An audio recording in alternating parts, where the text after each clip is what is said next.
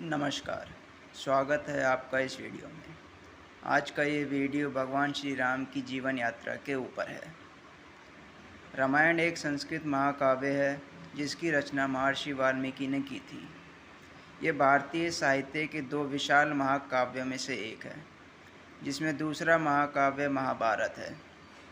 हिंदू धर्म में रामायण का एक महत्वपूर्ण स्थान है, जिसमें हमें रिश्तों के कर्तव्यों को समझाया गया है। बालकांड। अयोध्या नगरी में दशरथ नाम के राजा हुए, जिनकी कौशल्या, केकई और सुमित्रा नामक पत्नियां थीं। संतान प्राप्ति हेतु अयोध्यापति दशरथ ने अपने गुरु श्री वशिष्ठ की आज्ञा से पुत्र कामेष्टि यज्ञ करवाया, जिसे कि रिंगी ऋषि ने संपन्न किया। भक्तिपूर्ण आहुतियाँ पाकर अग्निदेव प्रसन्न हुए और उन्होंने स्वयं प्रकट होकर राजा दशरथ को भविष्य पात्र, जिसे खीर और पायस दिया, जिसे कि उन्होंने अपनी तीनों पत्नियों में बांट दिया। खीर के सेवन के परिणाम स्वरूप कौशल्या के गर्भ से राम का, केकई के गर्भ से भरत का तथा सुमित्रा के गर्भ से लक्ष्मण और शत्रुघ्न का जन्म हुआ। राजकुमारों के बड़े होने पर आश्रम की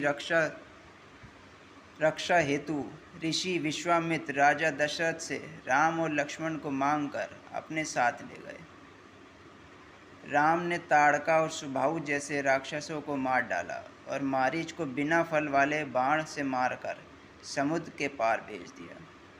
उधर लक्ष्मण ने राक्षसों की सारी सेना का संहार कर डाला। धनुष यज्ञ हेतु राजा जनक के निमंत्रण मिलने पर विश्वामित्र राम और लक्ष्मण के साथ उनकी नगरी मिथिला आ गए।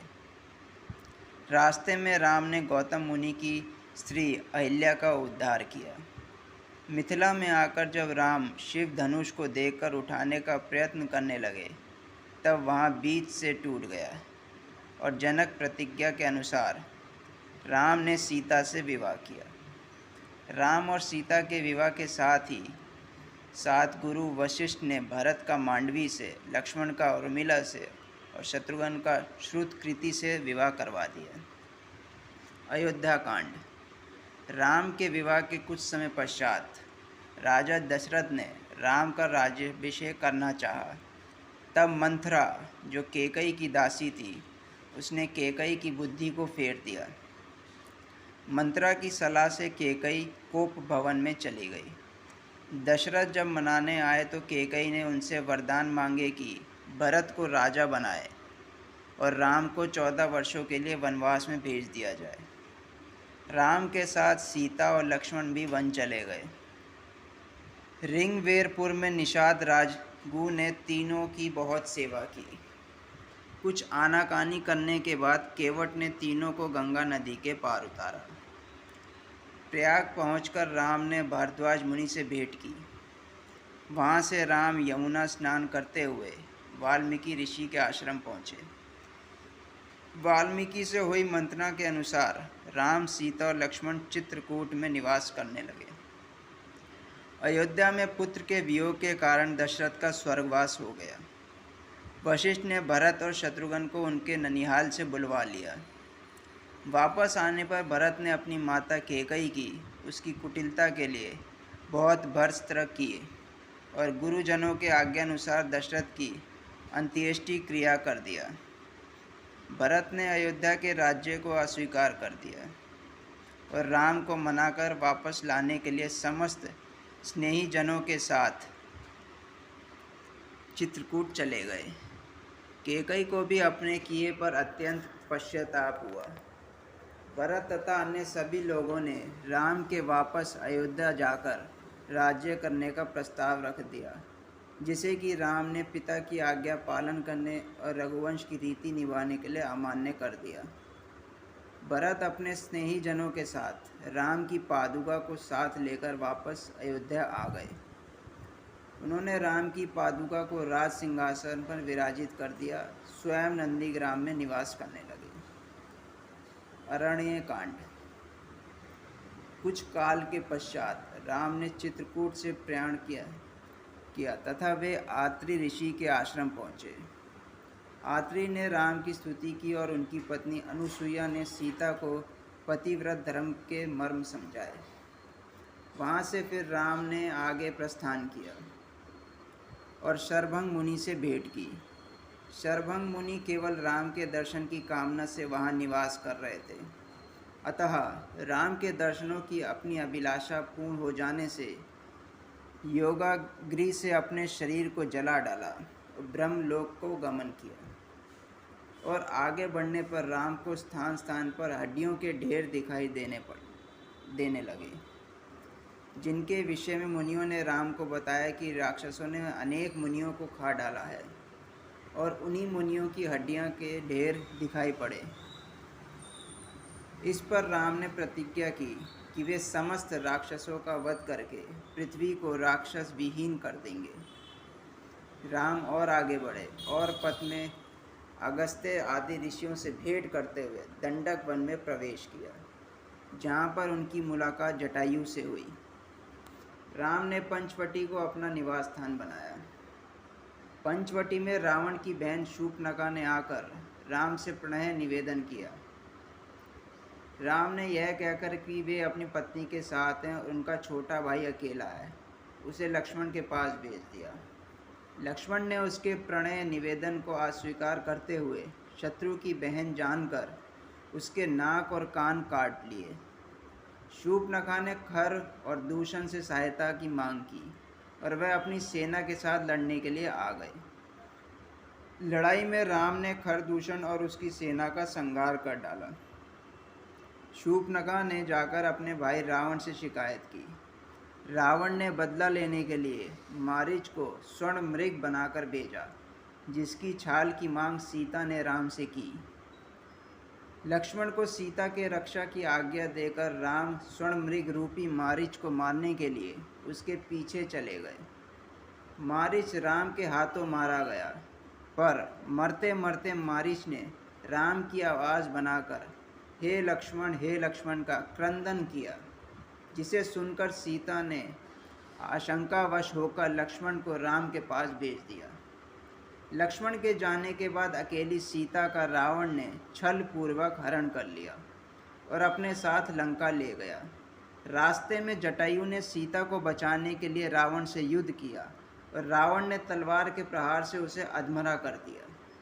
सीता को ना पाकर राम अत्यंत दुखी हुआ और विलाप करने लगे। रास्ते में जटायु से भेंट होने पर उसने राम को रावण के द्वारा अपनी दुर्दशा होने व सीता को हर कर दक्षिण दिशा की ओर ले जाने की बात बताई। ये सब बताने के बाद जटायु ने अपने प्राण त्याग दिए और राम उसका अंतिम संस्कार करके सीता की खोज में सघन वन के भीतर आगे बढ़े। रास्ते में राम ने दुर्वासा के शाप के कारण राक्षस बने गंधर्व कबंध का वध करके उसका उद्धार किया और शबरी के आश्रम जा पहुँचे, जहाँ पर कि उसके द्वारा दिए गए झूठे बेरों को उसके भक्ति के वश में होकर खाया। इस प्रकार राम सीता की खोज में सघन वन के अंदर आगे बढ़ते गए। किष्किंधा कांड। राम ऋषि मुख पर्वत के निकट आ गए।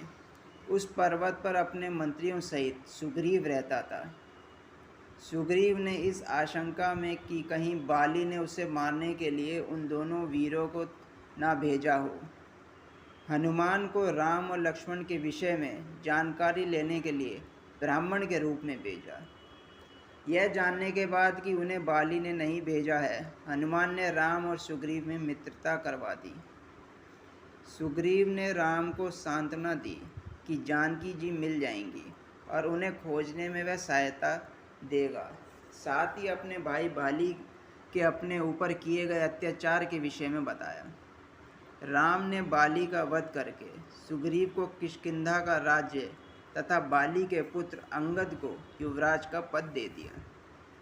राज्य प्राप्ति के बाद सुग्रीव विलास में लिप्त हो गया और वर्षा तथा शरद ऋतु व्यतीत हो गई। राम की नाराज़गी पर सुग्रीव ने वानरों को सीता की खोज के लिए भेजा। सीता की खोज में गए वानरों को एक गुफा में एक तपस्विनी के दर्शन हुए तपस्विनी ने खोज दल की योग शक्ति से समुद्र तट पर पहुंचा दिया, जहां पर उनकी भेंट संपाति से हुई। संपाति ने वानरों को बताया कि रावण ने सीता को लंका की अशोक वाटिका में रखा है। जामवंत ने हनुमान को समुद्र लांघने के लिए उत्साहित किया।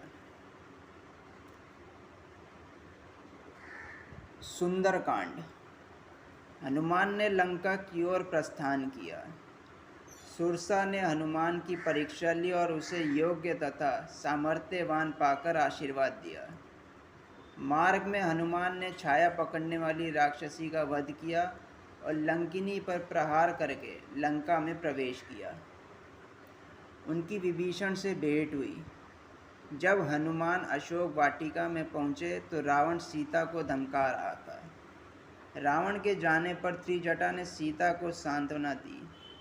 एकांत होने पर हनुमान जी ने सीता माता से भेंट करके उन्हें राम की मुद्रिका दी।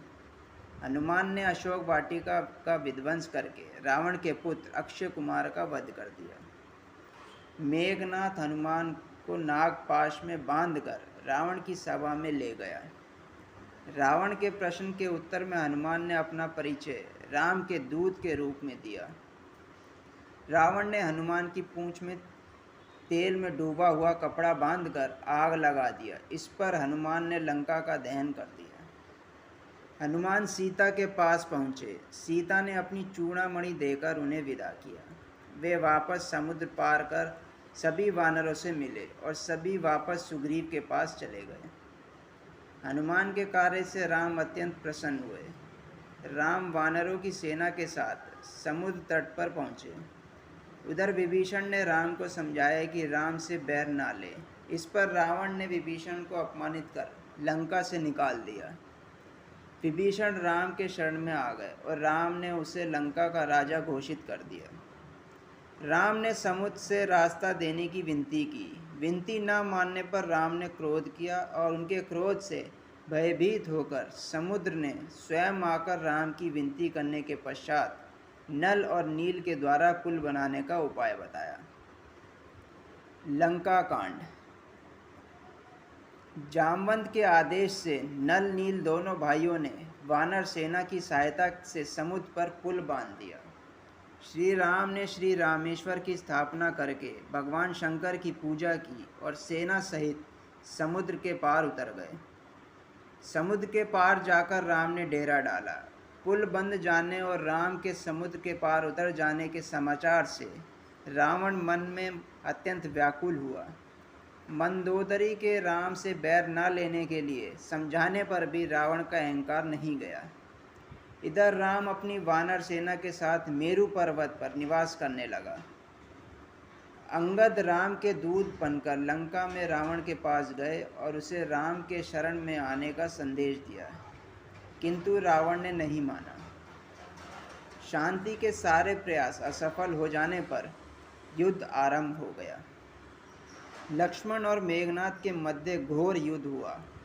शक्ति बाण के वार से लक्ष्मण मूर्छित हो गए। उनके उपचार के लिए हनुमान सुषेण वैद्य को ले आए और संजीवनी लाने के लिए चल दिए। गुप्तचर से समाचार मिलने पर रावण ने हनुमान के कार्य में बाधा के लिए काल नेमी को भेजा, जिसका हनुमान ने वध कर दिया। औषधि की पहचान न होने के कारण हनुमान पूरे पर्वत को ही उठाकर वापस चले।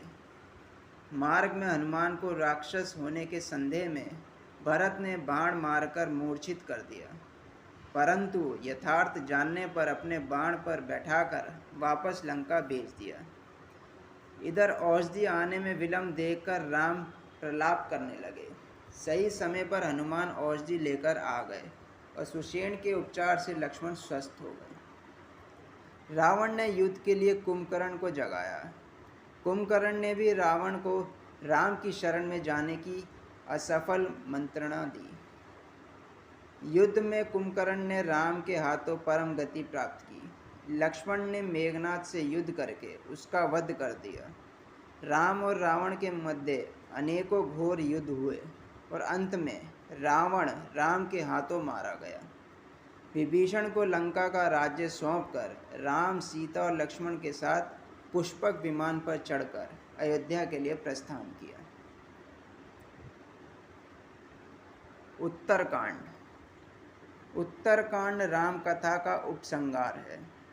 सीता, लक्ष्मण और समस्त वानर सेना के साथ राम अयोध्या वापस पहुँचे। राम का भव्य स्वागत हुआ। भरत के साथ सर्वजनों में आनंद व्याप्त हुआ। वेदों और शिव की स्तुति के साथ राम का राज्याभिषेक हुआ। अभ्यागतों की विदाई दी गई। राम ने प्रजा को उपदेश दिया और प्रजा ने कृतज्ञता प्रकट की। चारों भाइयों के दो दो पुत्र हुए।